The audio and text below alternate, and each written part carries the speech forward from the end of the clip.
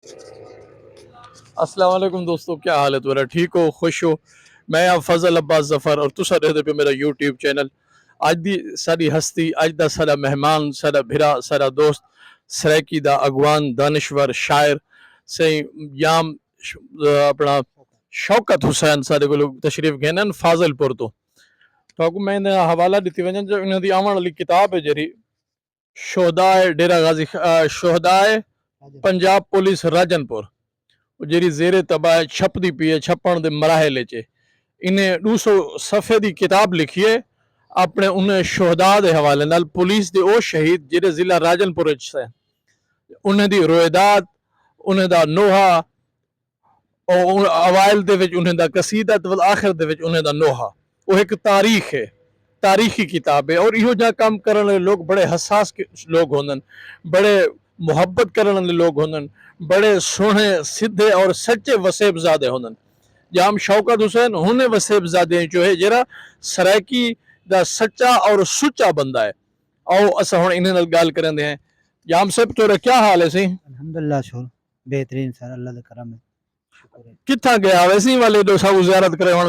आयो या कहीं बे पासे गए थे आवे नसीन डेरा गाजी खां गया से सही बेबाक साहब कने बिस्मिल्लाह अपनी किताब दे सिलसिले च ठीक है ते एक दोस्त दी शादी हुई होई लाले आबे दी भुगतैया से वाह वाह वाला इंशाल्लाह घर वेने पियो सही सोचे से सही कोई मिलदे वणो मेहरबानी तो मेहरबानी तसा टाइम दीते तोरी बड़ी मेहरबानी है मौला तो सलामत बहुत रखे। शुक्रिया से जी इंशाल्लाह ये अपनी किताब दे सिलसिले च भी डीजी खान गए हैं बे एक दोस्त है सिंगर है उन्हें दी शादी भुगताई ने उन्हें बाद इन्हें दी मेहरबानी जो इन्हें सागू टाइम दिते हुन असा अपना जाम शौकत साहब की ने उन्हें दी शायरी इनकलाबी शायरी सुनते पे हैं बिस्मिल्लाह से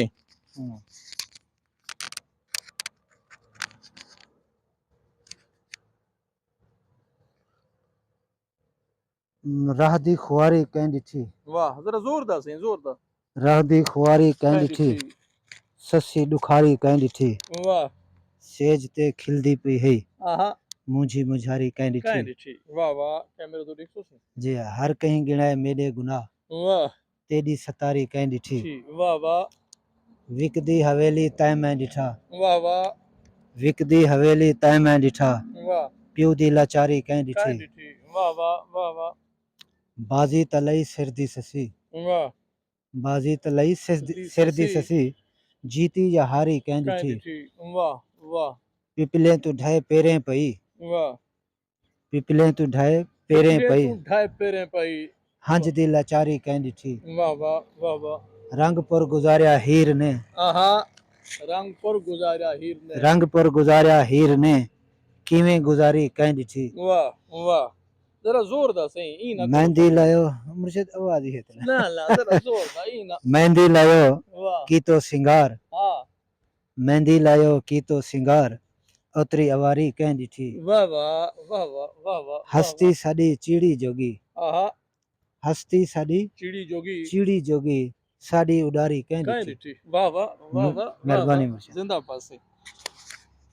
बिस्मिल्लाह सिंह बस दोस्त सारे हुन थक पैन से हुन सारे वसेब में एक शे नोट की दे जरी सी ओ ए जो असा दोस्त पता नहीं केरे इमें अनडिठे खौफ च मुब्तला हैं गुफ्तगू आवाज नहीं निकल सकती ये सारे मसाइल हैं और ये इज्तमाई मसाइल भी हैं मैं हिंदे उते सोचेंदा रहे ना भी ये क्या मसला है सारे नाल ये सारे ढेर सारे शोरा नाल ढेर सारे दोस्तों नाल ये अच्छा वल कुछ ये मसला जेरे अले ने चुप नहीं करने वाला